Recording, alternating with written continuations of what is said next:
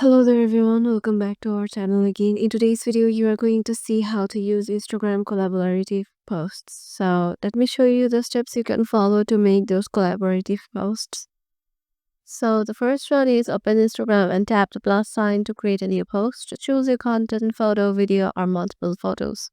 And add a caption you want to add. On the caption page, tag people.